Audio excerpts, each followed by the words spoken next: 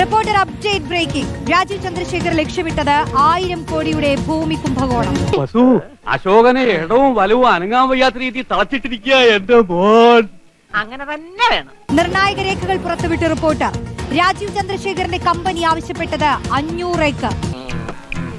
എന്റെ ബുദ്ധിപരമായ നീക്കം കണ്ടിട്ട് എന്ത് തോന്നുന്നു? ഒന്നും തോന്നുന്നില്ല. അണയാൻ പോകുന്ന തീ ആളിക്കത്തും.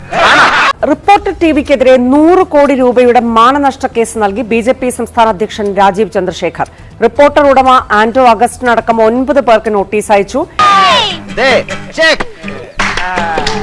BPL എന്ന സ്ഥാപനത്തിന്റെ ഭൂമി ഇടപാടുമായി ബന്ധപ്പെടുത്തി പേര് ദുരുപയോഗം ചെയ്തുവെന്നും വ്യാജവാർത്ത പിൻവലിച്ച് മാപ്പ് പറയണമെന്നുമാണ് ആവശ്യം.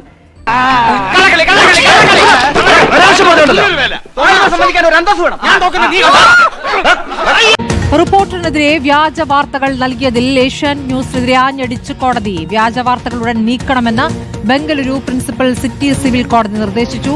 തുടർന്നും വ്യാജ വാർത്തകൾ നൽകരുതെന്നാണ് കോടതിയുടെ നിർദ്ദേശം.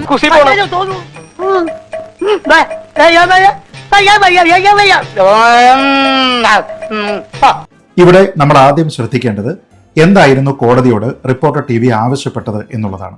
കോടതി അതിനെക്കുറിച്ച് വളരെ കൃത്യമായിട്ട് ഈ വിധിയുടെ ആദ്യത്തെ 2 പാരഗ്രാഫിൽ പറയുന്നുണ്ട്. ഒരു ഇൻജങ്ഷൻ ഓർഡർ വേണം എന്നാണ് റിപ്പോർട്ടർ TV കോടതിയോട് ആവശ്യപ്പെട്ടിരിക്കുന്നത്. ഇന്നെങ്കിലും പോയി അടിച്ചനച്ച് കുളിച്ചിട്ട് വേണമെങ്കിൽ അവന്റെ ബോഡിക്ക് റീത്ത് വെക്കാൻ പാടാ. എല്ലാത്തിനും ഇങ്ങനെ പേടിക്കലടാ. ഒരു കാര്യം പ്രത്യേകം ശ്രദ്ധിക്കുക. റിപ്പോർട്ടർ TVക്ക് അപകീർത്തികരമായിട്ടുള്ള കാര്യങ്ങൾ അടങ്ങിയിരിക്കുന്ന URLകൾ, ഡെഫമേറ്ററി URL നീക്കം ചെയ്യണം എന്നത് മാത്രമാണ് ഇവിടെ അവർ ആവശ്യപ്പെട്ടിരിക്കുന്നത്. അതല്ലാതെ അതിലൊരിടത്തും വ്യാജ വാർത്തകൾ നീക്കം ചെയ്യണം എന്ന് ഇവർ ആവശ്യപ്പെട്ടിട്ടില്ല. ഇതുവരെ ഇത് വായിച്ചിരിക്കുന്നതിൽ ഒരിടത്തും വ്യാജ വാർത്ത അഥവാ ഫേക്ക് ന്യൂസ് എന്നൊരു പദം തന്നെ റിപ്പോർട്ടർ TV ഉപയോഗിച്ചതായിട്ട് ഈ കോടതി വിധിയിലില്ല.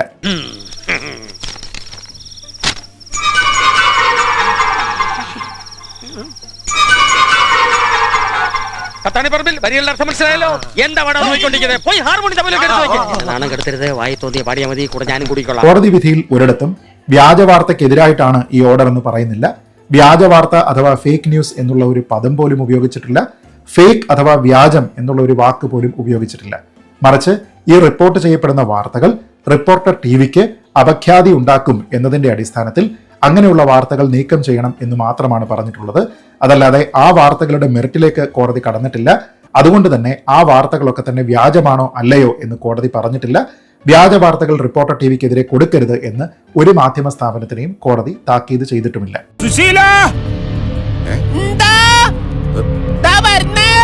എല്ലാരും വിളിച്ചു. അപ്പോ മുട്ടിൽ മരമുറി കേസുമായി ബന്ധപ്പെട്ട് ഒരു മാധ്യമ സ്ഥാപനത്തിന് തന്നെ ഏതാണ്ട് 50ഓളം ലിങ്കുകൾ നീക്കം ചെയ്യണം എന്ന് പറഞ്ഞ് ആവശ്യം വന്നിട്ടുണ്ടെങ്കിൽ അവിടുത്തെ പ്രധാനപ്പെട്ട പ്രശ്നം ലയണൽ മെസ്സിയാണ് എന്ന് തോന്നുന്നില്ല. ഈ കോടതിയുടെ ഉത്തരവിൽ ഒരിടത്തും ഏത് വിഷയത്തിനെ കുറിച്ചാണ് ഈ വാർത്തകൾ നീക്കം ചെയ്യാനായിട്ട് ആവശ്യപ്പെടുന്നത് എന്ന് പറയുന്നില്ല. അതുകൊണ്ട് തന്നെ അത് മുട്ടിൽ മരമുറി കേസാണോ, ലയണൽ മെസ്സി കേസാണോ, അതോ സ്റ്റേഡിയവുമായി ബന്ധപ്പെട്ട കേസാണോ, ഇതൊന്നും തന്നെ നമുക്കറിയില്ല. എന്തായാലും മാധ്യമ സ്ഥാപനങ്ങൾ എന്നോട് പറഞ്ഞ അറിവ് മാത്രമേ എനിക്കുള്ളൂ. അതനുസരിച്ച് മുട്ടിൽ മരമുറി കേസുമായി ബന്ധപ്പെട്ട വാർത്തകൾ നീക്കം ചെയ്യാനാണ് പറയുന്നത്. മുട്ടിൽ മരമുറി കേസുമായി ബന്ധപ്പെട്ട ഏതെങ്കിലും ലിങ്ക് നീക്കം ചെയ്യാനായിട്ട് റിപ്പോർട്ടർ TV ആവശ്യപ്പെട്ടാൽ അങ്ങനെ ആവശ്യപ്പെടാൻ അവർക്ക് എങ്ങനെ കഴിയും എന്നുള്ളതാണ് പ്രധാനപ്പെട്ട മറ്റൊരു ചോദ്യം. കാരണം മുട്ടിൽ മരമുറി കേസ് നടക്കുന്ന സമയത്ത് ശ്രീ ആന്റോ അഗസ്റ്റിൻ റിപ്പോർട്ടർ TVയുടെ MD ആയിരുന്നില്ല എന്നുള്ളതാണ് പ്രധാനം. അദ്ദേഹത്തിന് ആ സമയത്ത് റിപ്പോർട്ടർ TVയുമായിട്ട് ഒരു ബന്ധവും ഉണ്ടായിരുന്നില്ല. അപ്പോൾ അതുകൊണ്ട് ആ സമയത്ത് ഒരു ബിസിനസ്സുകാരൻ എന്ന നിലയ്ക്ക് നിൽക്കുന്ന ഒരാളിന് പിന്നീട് ഒരു സ്ഥാപനത്തിന്റെ MD ആയി എന്നതിന്റെ പേരിൽ പണ്ടുണ്ടായിരുന്ന ഒരു കേസുമായി ബന്ധപ്പെട്ട വാർത്തകൾ നീക്കം ചെയ്യാൻ റിപ്പോർട്ടർ TVയുടെ പേരിൽ അദ്ദേഹത്തിന് എങ്ങനെ അപേക്ഷിക്കാനായിട്ട് കഴിയും എന്നുള്ള പ്രധാനപ്പെട്ട ഒരു ചോദ്യം കൂടിയുണ്ട്. അതിനും മറുപടി റിപ്പോർട്ടർ TVയുടെ ഭാഗത്ത് നിന്നുണ്ടായാൽ നന്നായിരുന്നു എന്ന് മാത്രമേ പറയാനുള്ളൂ. അതല്ല ഉദ്ദേശം, ഞാൻ മാറി